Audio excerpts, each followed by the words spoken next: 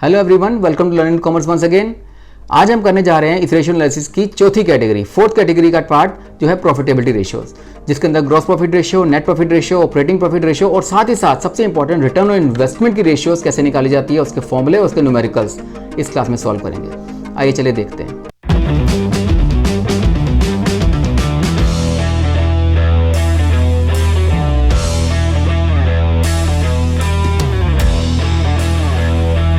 हमारी जो fourth category है वो है प्रॉफिटेबिलिटी रेशियोज की। अब प्रॉफिटेबिलिटी रेशियोज में हमारे पास ये 5 रेशियोज हैं। सबसे पहले हमारे पास है ग्रॉस प्रॉफिट रेशियो, जिसका फॉर्मूला है simple, gross profit upon net sales multiply 100। Net profit ratio निकालना है तो net profit after tax upon net sales into 100। एक फॉर्मूला है ऑपरेटिंग रेशियो। ऑपरेटिंग रेशियो जिसको ऑपरेटिंग कॉस्ट रेशियो बोलते हैं, उसमें आपको डिवाइड करना है ऑपरेटिंग कॉस्ट को नेट सेल्स से, operating cost upon net sales. और चौथा है ऑपरेटिंग रेशियो। ऑपरेटिंग रेशियो के लिए operating profit upon net sales into 100। तो इन चारों रेशियोज में आपने एक कंपेरिजन करने वाली बात है। सब रेशियोज में आपने नेट सेल्स से डिवाइड करना है। नेट सेल्स में मतलब सेल्स में से सेल्स रिटर्न माइनस करके। अब ग्रॉस प्रॉफिट रेशियो आएगा तो ग्रॉस प्रॉफिट को डिवाइड करेंगे, नेट प्रॉफिट रेशियो में नेट प्रॉफिट को डिवाइड करेंगे, ऑपरेटिंग रेशियो में ऑपरेटिंग कॉस्ट को डिवाइड करेंगे और ऑपरेटिंग प्रॉफिट रेशियो में ऑपरेटिंग प्रॉफिट को डिवाइड करेंगे। ये 4 हमारे पास रेशियोज के हैं। और 5वां हमारा है रिटर्न ऑन इन्वेस्टमेंट।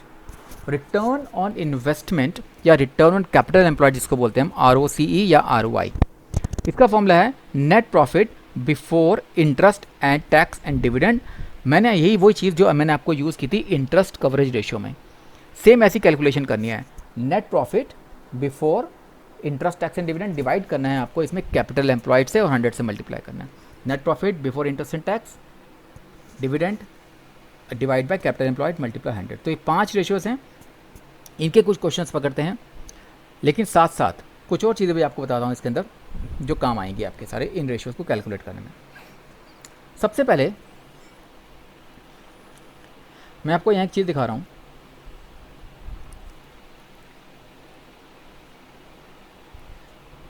देखो, जब हम ट्रेडिंग अकाउंट बनाते हैं वहाँ से निकालते हैं ग्रॉस प्रॉफिट। ठीक, एक फॉर्मेट देखो, ये मैं प्रॉफिट एंड लॉस अकाउंट बना रहा हूँ। प्रॉफिट एंड लॉस अकाउंट में यहाँ पे दिखाते हैं हम ग्रॉस प्रॉफिट। इस तरफ हमारे पास होते हैं कुछ इनडायरेक्ट एक्सपेंसेस, जैसे यहाँ बोलेंगे ऑपरेटिंग एक्सपेंसेस, और कुछ होते हैं नॉन ऑपरेटिंग एक्सपेंसेस, और क्रेडिट साइड पे आती है नॉन ऑपरेटिंग इनकम। तो इस चीज़ को ध्यान रखो, ग्रॉस प्रॉफिट में से हम 2 टाइप के माइनस करते हैं एक्सपेंसेस, ऑपरेटिंग एक्सपेंसेस और नॉन ऑपरेटिंग एक्सपेंसेस, और यहाँ दिखाते हैं नॉन ऑपरेटिंग इनकम। और फिर हमारा नीचे निकलता है नेट प्रॉफिट सब कुछ करने के बाद। और बीच में यहाँ पर एक अलग हिस्सा बनता है जिसको बोलते हैं हम ऑपरेटिंग प्रॉफिट। अब ये देखो, मीन्स जीपी में से अगर मैं ऑपरेटिंग एक्सपेंसेस माइनस करूं तो मेरा निकलता है ऑपरेटिंग प्रॉफिट। ओके, तो अगर मैं कुछ फॉर्मूले नोट करूंगा तो यहाँ पर ऑपरेटिंग प्रॉफिट निकालने के लिए, ये है हमारा देखो ऑपरेटिंग प्रॉफिट। ऑपरेटिंग प्रॉफिट निकालने के लिए आपको ग्रॉस प्रॉफिट में से ऑपरेटिंग एक्सपेंसेस माइनस करने हैं। यहाँ पर इस हिस्से में ग्रॉस प्रॉफिट में से ऑपरेटिंग एक्सपेंस माइनस कर देंगे तो ऑपरेटिंग प्रॉफिट आएगा। और यहाँ पर जो एक्स्ट्रा चीज़ लिखी है सेम वही चीज़ है। आपको ग्रॉस प्रॉफिट निकला हुआ होगा तो वहाँ से ऑपरेटिंग एक्सपेंस माइनस करने हैं। अगर जीपी नहीं है तो सेम जैसे जीपी निकालते हैं वैसे आप निकाल लोगे। तो एक ही फॉर्मूला नोट कर लो, gross profit minus operating expenses is known as operating profit. अब यहाँ से नीचे देखो, आपको यहाँ पे निकला हुआ नेट प्रॉफिट। नेट प्रॉफिट निकालने के लिए हमारे पास अब टेक्निक क्या बनेगी? पहला पार्ट कि जीपी में से आप सारे इनडायरेक्ट एक्सपेंस माइनस कर दो। इनडायरेक्ट मतलब ऑपरेटिंग भी, नॉन ऑपरेटिंग भी, और इनडायरेक्ट इनकम प्लस कर दो। यानी जो क्रेडिट साइड पे है जीपी में नॉन ऑपरेटिंग इनकम या इनडायरेक्ट इनकम ऐड करो और सारे खर्चे डेबिट साइड पे माइनस कर दो, सारे इनडायरेक्ट एक्सपेंसेस। तो इसका दूसरा फॉर्मूला ऐसे बन सकता है, इसी को एक्सपेंड किया जाए कि ग्रॉस प्रॉफिट में नॉन ऑपरेटिंग इनकम ऐड करनी है, यानी जो मैंने यहाँ लिखी, और उसमें से माइनस करने दो एक्सपेंसेस, एक ऑपरेटिंग एक्सपेंसेस, एक नॉन ऑपरेटिंग एक्सपेंसेस। यानी इनडायरेक्ट इनकम को बोलते हैं नॉन ऑपरेटिंग इनकम, और इनडायरेक्ट एक्सपेंसेस दो हिस्से हो गए, एक ऑपरेटिंग और एक नॉन ऑपरेटिंग एक्सपेंसेस। इसी तरीके से अगर आपके पास जीपी ना हो और ऑपरेटिंग प्रॉफिट हो, जो कि बीच में आया था ये, तो ऑपरेटिंग प्रॉफिट में नॉन ऑपरेटिंग इनकम प्लस करके और नॉन ऑपरेटिंग एक्सपेंस माइनस करके भी आप नेट प्रॉफिट निकाल सकते हो। क्योंकि देखो जीपी में से ऑपरेटिंग एक्सपेंस माइनस कर दो, ऑपरेटिंग प्रॉफिट आ गया। जीपी में से ऑपरेटिंग एक्सपेंस माइनस किया तो ऑपरेटिंग प्रॉफिट आ गया, और ऑपरेटिंग प्रॉफिट में से सिर्फ बाकी बचा हुआ हिस्सा नॉन ऑपरेटिंग इनकम प्लस करके और नॉन ऑपरेटिंग एक्सपेंस माइनस करके आप नेट प्रॉफिट निकाल सकते हो। यानी जो इनडायरेक्ट एक्सपेंसेस मैंने आपको बताया, इनडायरेक्ट एक्सपेंसेस में दो टाइप के एक्सपेंसेस होंगे, ऑपरेटिंग भी और नॉन ऑपरेटिंग भी। नॉन ऑपरेटिंग एक्सपेंसेस वो होते हैं जो रूटीन बेसिस पर नहीं होते, जैसे कि आपने लोन पर इंटरेस्ट पे किया या फाइनेंस कॉस्ट पे की, जो रूटीन एक्सपेंसेस नहीं हैं, नॉन ऑपरेटिंग एक्सपेंसेस कहलाते हैं। तो ये काम आएगा आपका प्रॉफिट एंड लॉस अकाउंट इन फॉर्मूलों को कैलकुलेट करने में। अब ऑपरेटिंग एक्सपेंसेस में क्या क्या आता है? ऑपरेटिंग एक्सपेंसेस में हमारे पास ऑफिस के खर्चे, एडमिनिस्ट्रेशन के खर्चे, सेलिंग से जुड़े हुए खर्चे, डिस्ट्रीब्यूशन से जुड़े हुए खर्चे और जनरल एक्सपेंसेस और डेप्रिसिएशन वगैरह, ये सारे आइटम्स हमारे ऑपरेटिंग एक्सपेंसेस में आते हैं। यानी कि ऑपरेटिंग एक्सपेंसेस के अंदर अगर आपका एम्प्लॉय से जुड़े हुए खर्चे हो गए, एम्प्लॉय बेनिफिट एक्सपेंसेस, या जितने भी ऑपरेटिंग एक्सपेंसेस आपको ऐड कर दो तो ऑपरेटिंग एक्सपेंसेस सारे आ जाएंगे। इनडायरेक्ट इनकम वो होती है जिसको नॉन ऑपरेटिंग इनकम भी बोलते हैं, जैसे कि आपको इंटरेस्ट मिले इन्वेस्टमेंट्स पर, वो भी ऐसी इनकम है जो रूटीन बेसिस पर आपको नहीं मिलती। और ऑपरेटिंग कॉस्ट क्या होती है? जो भी आपकी कॉस्ट ऑफ गुड्स सोल्ड है उसमें ऑपरेटिंग एक्सपेंस माइनस कर दो तो आपकी ऑपरेटिंग कॉस्ट निकल आती है। तो ये कुछ फॉर्मूले हैं जो आप यूज़ करोगे प्रॉफिटेबिलिटी रेशियोज़ के अंदर। तो अब इसके बाद मैं आपको इसके क्वेश्चंस पे आता हूँ।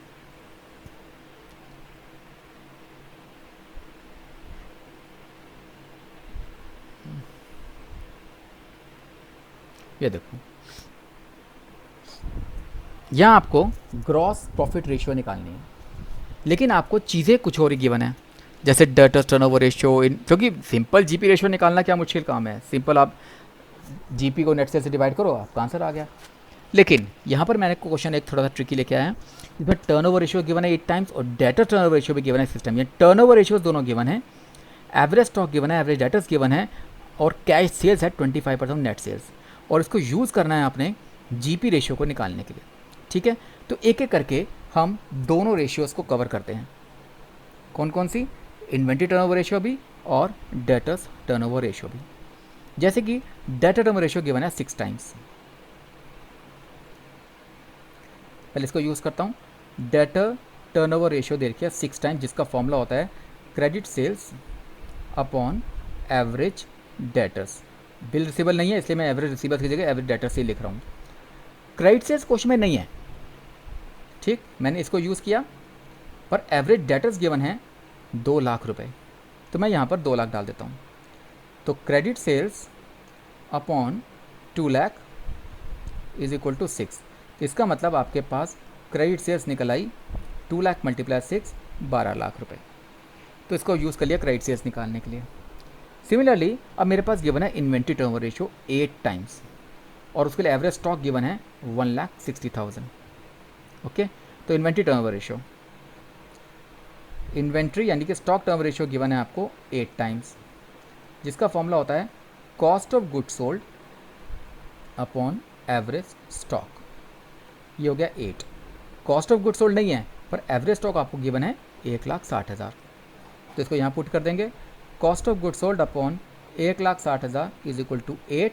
इसका मतलब कॉस्ट ऑफ गुड्स सोल्ड आ गया आपका 1,60,000 इंटू 8, ये हो गया 12,80,000। ठीक है, ये हो गया कॉस्ट ऑफ गुड्स सोल्ड।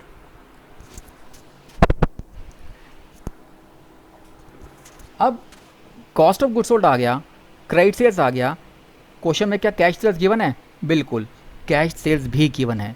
तो हमें कैश सेल और क्रेडिट सेल्स चाहिए होगी, तभी तो टोटल सेल्स निकलेगी, नेट सेल्स निकलेगी। अभी इसको यूज़ करेंगे कैश सेल्स को। अब नेट सेल्स क्वेश्चन में नहीं है तो हम नेट सेल्स को कुछ मान लेते हैं।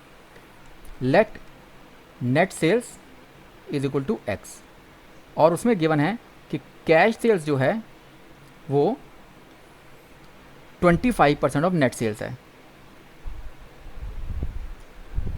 25% of net cells which is x, यानी कि बन गया x/4। अब ये देखो कैश सेल और क्रेडिट सेल्स को प्लस करके आप टोटल नेट सेल्स निकालते हो। अब कैश सेल्स हमने यहाँ पर यहाँ पे निकाली है कैलकुलेट ये वाली x/4 और क्रेडिट सेल्स यहाँ निकाली है ये 12 लाख और नेट सेल्स हमने मानी थी x। इसको सॉल्व कर लेंगे x minus x/4 is equal to 12 lakh. ये बन गया 3x/4 is equal to 12 lakh. तो x की वैल्यू आ गई 12 लाख इंटू 4/3। ये बन गया आपका 16 लाख। x क्या निकल आया अब आपका सेल्स, नेट सेल्स। तो नेट सेल्स आ गई आपकी 16 लाख रुपीज़। अब फॉर्मूला क्या था आपका, यहाँ से आप निकाल लो जीपी। जीपी हमारा निकलेगा नेट सेल्स में से cost of goods sold minus करके। नेट सेल्स आपकी है 16 लाख और कॉस्ट ऑफ गुड्स सोल्ड है 12,80,000। इसको माइनस करके आ गया 3,20,000। अब यहाँ से जीपी रेशो निकल आएगी। GP ratio GP upon net sales, GP becomes 3,20,000 और नेट सेल्स आपकी निकल के आ चुकी है 16 लाख। और इसको सॉल्व कर लेंगे तो आपका आंसर 20% सॉल्व हो जाएगा। तो ये आपका देखो दोनों टर्नओवर रेशियोज़ का यूज़ किया। Average stock average debtors given थे, वहाँ से हमने कॉस्ट ऑफ गुड्स सोल्ड और सेल्स निकाल लिया। फिर इस फॉर्मूले को कैश सेल्स वाले फॉर्मूले को यूज़ करके हमने क्रेडिट सेल्स आपकी नेट सेल्स निकाल ली और फिर नेट सेल्स और जीपी को डिवाइड करके आपने जीपी रेशियो निकाल ली। ये प्रॉफिटेबिलिटी रेशियो में सबसे इंपॉर्टेंट जीपी रेशियो होगी। अगला फॉर्मूला हम ले रहे हैं ऑपरेटिंग रेशियो।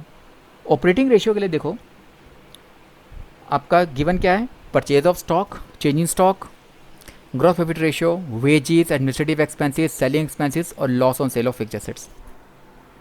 अब इसको यूज़ कैसे करेंगे। ऑपरेटिंग रेशियो फॉर्मूला होता है हमारा operating cost upon net sales. Actually formula हमारा है ऑपरेटिंग रेशियो का cost of goods sold plus operating expenses. जो मैंने आपको जो ऑपरेटिंग कॉस्ट होती है मैं यहाँ लिख देता हूँ दोबारा से। ऑपरेटिंग रेशियो का फॉर्मूला है operating cost upon net sales into 100। और ऑपरेटिंग कॉस्ट निकालने के लिए हम यूज़ करते हैं cost of goods sold plus operating expenses upon net sales into 100। अब क्या क्या गिवन है, हमें ये सब चीज़ें चाहिए। देखो कॉस्ट ऑफ गुड्स सोल्ड कैसे निकलेगा। कॉस्ट ऑफ गुड्स सोल्ड के लिए आपको फॉर्मूला होता है सेल्स माइनस जीपी, लेकिन जब सेल्स गिवन नहीं है तो हम यूज़ करेंगे opening stock plus purchases. Purchases भी नेट परचेजेस होते हैं, plus direct expenses minus closing stock. यहाँ से निकाल लेते हैं कॉस्ट ऑफ गुड्स सोल्ड, जो उसका फर्स्ट पार्ट चाहिए। ओपनिंग स्टॉक क्लोजिंग स्टॉक दोनों ही क्वेश्चन में गिवन नहीं है, पर चेंज इन स्टॉक गिवन है। अब चेंज इन स्टॉक का मतलब क्या है, चेंज इन स्टॉक हमेशा यहाँ पर हम ओपनिंग माइनस क्लोजिंग को ही लेंगे। यानी कि जो आपके पास हमेशा क्या होता है, आपका चेंज इन स्टॉक होता है closing stock minus opening stock. अब यहाँ पर दे रखा है चेंज इन स्टॉक 15,000 और आपको चाहिए ओपनिंग माइनस क्लोजिंग। मैं आपको एक चीज़ बताता हूँ, आपको जब भी चेंज इन स्टॉक लिखा होगा तो चेंज इन स्टॉक का फॉर्मूला होता है closing stock minus opening stock. यहाँ ले देता हूँ, change in stock is equal to closing stock minus opening stock. यानी कि आपको जो चेंज इन स्टॉक गिवन है वो क्लोजिंग माइनस ओपनिंग होता है, लेकिन आपको फॉर्मूले में चाहिए ओपनिंग माइनस क्लोजिंग। तो कॉस्ट ऑफ गुड्स सोल्ड निकालने के लिए अगर आपके पास नेट परचेज गिवन है, नेट परचेज आपके पास क्वेश्चन गिवन है 6,06,000, तो इस नेट परचेज की जगह लिखा हमने 6,06,000। ओके। डायरेक्ट एक्सपेंसेस देखो कौन कौन से गिवन है। डायरेक्ट एक्सपेंसेस में आपके पास वेजेस गिवन है और कोई नहीं है, क्योंकि वेजेस कैरेज इनवर्ड वगैरह होता है, तो इसमें सिर्फ वेजेस हैं जो डायरेक्ट एक्सपेंसेस में आएगा, और वेजेस हमारे पास डायरेक्ट एक्सपेंसेस में आता है 9,000। अब चाहिए आपको ओपनिंग और क्लोजिंग, अलग अलग गिवन होते तो अलग अलग डाल देते, पर ओपनिंग और क्लोजिंग का डिफरेंस लेना है। अब क्लोजिंग माइनस ओपनिंग अगर चेंज इन स्टॉक होता है, लेकिन आपको चाहिए ओपनिंग माइनस क्लोजिंग, तो आप साइन चेंज कर दोगे। तो चेंज इन स्टॉक जो दे रखा है वो दे रखा है 15,000 जो कि क्लोजिंग माइनस ओपनिंग होता है, पर आपको ओपनिंग माइनस क्लोजिंग चाहिए, इसलिए इसको लिख देंगे -15,000। तो ये आपका सॉल्व करके आ जाएगा 6 लाख रुपीज़। ये हो गया cost of goods sold. Cost of goods sold आ गया। अब डालते हैं ऑपरेटिंग एक्सपेंसेस। ऑपरेटिंग एक्सपेंसेस में आते हैं हमारे पास जैसे administration expenses, selling and distribution expenses, depreciation वगैरह। तो लेकिन यहाँ पर कौन कौन से गिवन है? देखो, हमने परचेज ऑफ स्टॉक यूज़ कर लिया, चेंज स्टॉक यूज़ कर लिया, वेजेस यूज़ कर लिया, लेकिन एडमिनिस्ट्रेटिव और सेलिंग जो हैं ये दोनों हमारे ऑपरेटिंग एक्सपेंसेस हैं। मीन्स 22,000 और 58,000।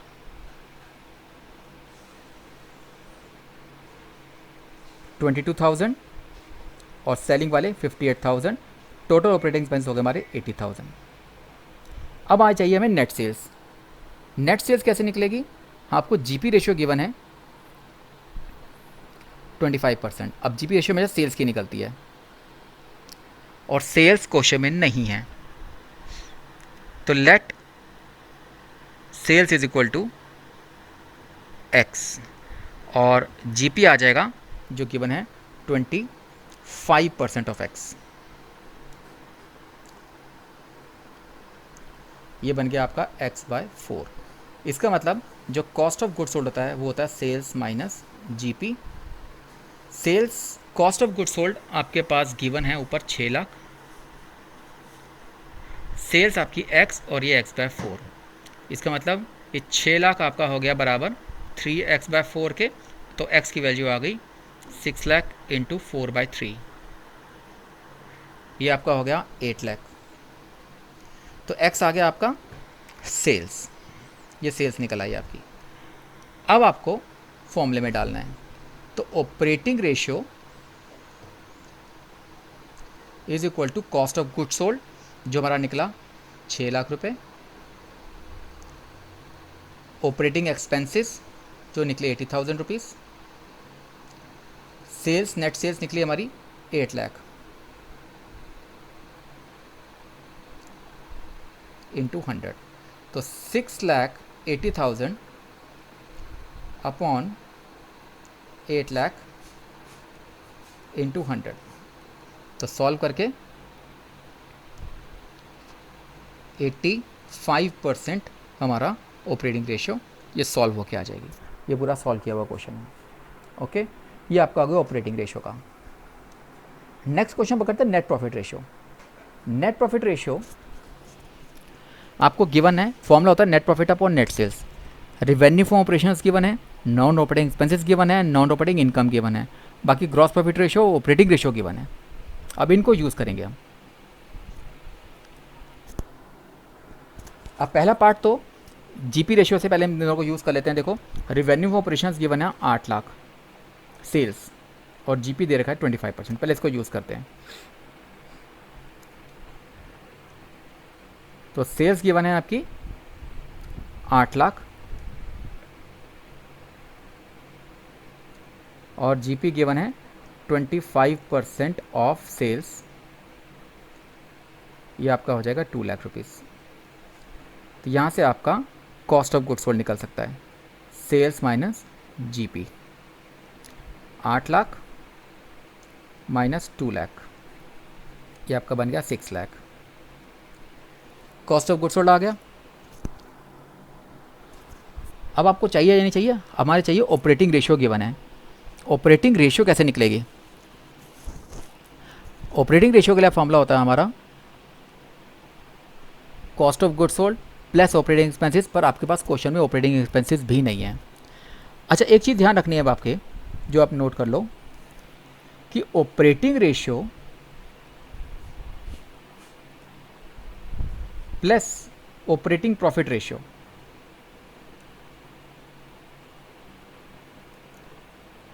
हमेशा 100% के बराबर आते हैं। यानी इनमें से एक भी रेशियो गिवन हो तो दूसरी रेशियो ऑटोमेटिकली निकल आएगी। आपको क्वेश्चन में गिवन है ऑपरेटिंग रेशियो। ओके, तो आप ऑपरेटिंग रेशियो को लिखो 90% और यहाँ से जो ऑपरेटिंग प्रॉफिट रेशियो है वो आपकी निकल आएगी, ऑपरेटिंग प्रॉफिट रेशियो। तो इसका मतलब आपकी ऑपरेटिंग प्रॉफिट रेशियो इसको माइनस करके आ गई 100 माइनस 90 10%। अब ऑपरेटिंग प्रॉफिट रेशियो का फॉर्मूला क्या होता है? Operating profit upon net sales. Okay, तो इसकी जगह हम फॉर्मूला पुट करते हैं operating profit upon net sales into 100 is equal to 10, means ये हो गया 10/100। ऑपरेटिंग प्रॉफिट आपके पास नहीं है क्वेश्चन में, लेकिन नेट सेल्स आप ऊपर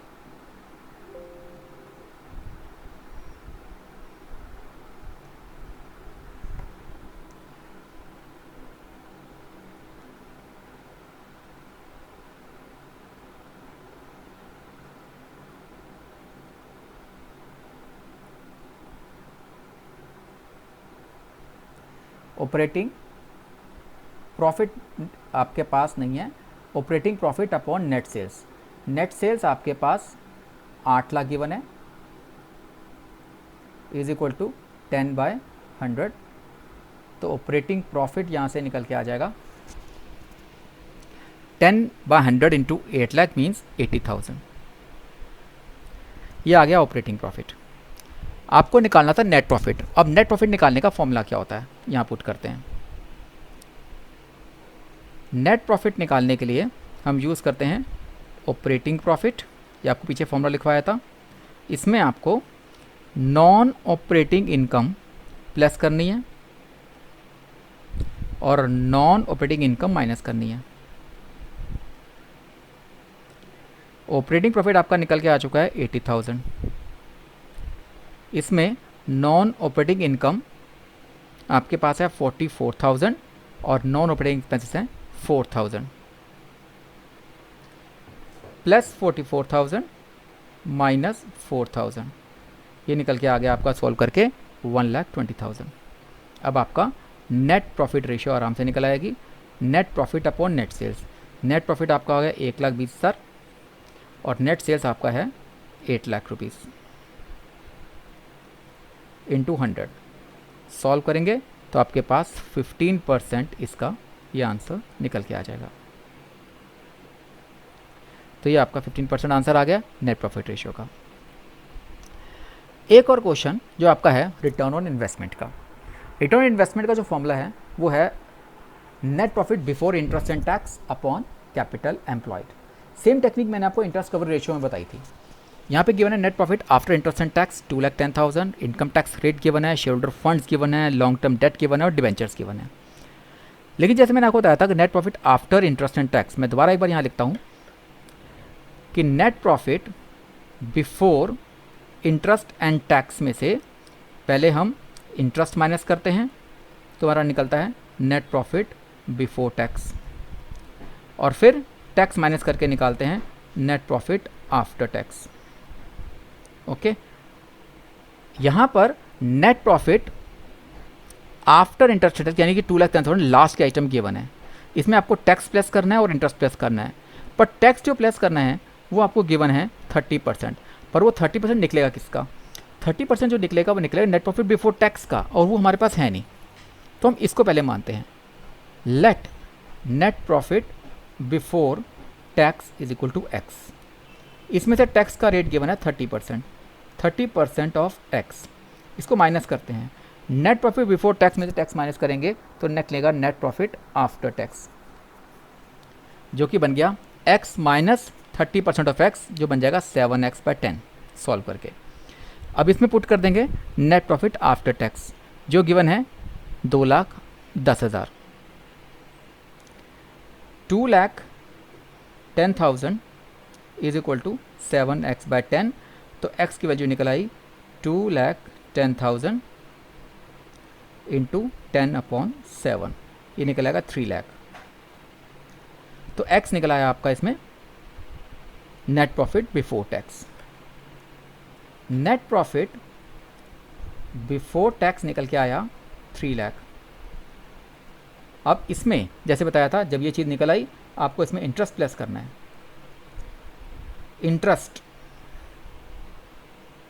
इंटरेस्ट देखो हमने ये यूज़ कर लिया, इनकम टैक्स का रेट यूज़ कर लिया, और इंटरेस्ट निकलेगा अब लोन या डिबेंचर्स के ऊपर, यानी कि इसका 10% डिबेंचर्स का इंटरेस्ट और 10% लॉन्ग टर्म डेट का इंटरेस्ट, दोनों का देखोगे। आप ये इंटरेस्ट कैलकुलेट कर लेते हैं। इसका इंटरेस्ट है 10% डिबेंचर्स का 20,000 रुपये और 12% इसका है 12,000 रुपये। तो 20,000 प्लस 12,000, दो टाइप के इंटरेस्ट हैं। तो इंटरेस्ट हो गया इसमें टोटल 20 प्लस 10, 20 प्लस 12, 10% 2 लाख का 20,000 और 12% 1 लाख का 12,000। तो 20 प्लस 12, 20,000 प्लस 12,000, ये इंटरेस्ट हो गया, ये निकल गया 32,000। टोटल आ गया 3,32,000। ये आपका आ गया net profit before interest and tax. ये आपको न्यूमरेटर में चाहिए था। अब चाहिए आपको कैपिटल एम्प्लॉयड। कैपिटल एम्प्लॉयड निकालने का हमने जो फॉर्मूले देखे थे उसमें फॉर्मूला था डेट प्लस इक्विटी। इक्विटी आपको दे रखी है 13 लाख शेयर होल्डर फंड्स, और डेट दे रखा है आपको 1 लाख प्लस 2 लाख दोनों। ये आपका डेट वाला पार्ट हो गया, लॉन्ग टर्म डेट वाला पार्ट हो गया 1 लाख और 2 लाख। तो मैं फॉर्मूला लिख देता हूँ, डेट प्लस इक्विटी। डेट में दो टाइप के डेट हैं, 1 लाख और 2 लाख।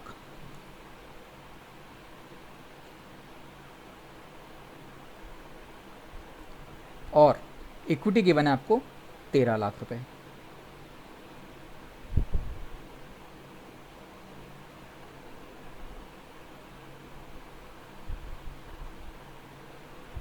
ये टोटल हो गया आपका 16 लाख।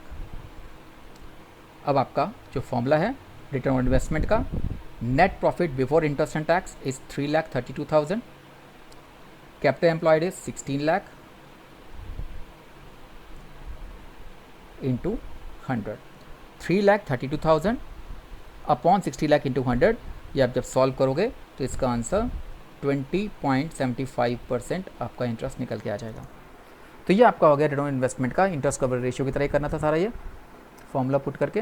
तो हमने आप यहाँ पे देखो इस आज की क्लास में टर्नओवर रेशियोज़ में stock turnover, debtor turnover ratio, working capital turnover ratios के फॉर्मूले करे और उसके क्वेश्चंस किए, और उन्हीं को यूज़ करते हुए प्रॉफिटेबिलिटी रेशियोज़ के अंदर भी gross profit ratio, net profit ratio, operating ratio, operating profit ratio और रिटर्न ऑन इन्वेस्टमेंट, हर तरह के क्वेश्चन इसमें हमने कवर किए।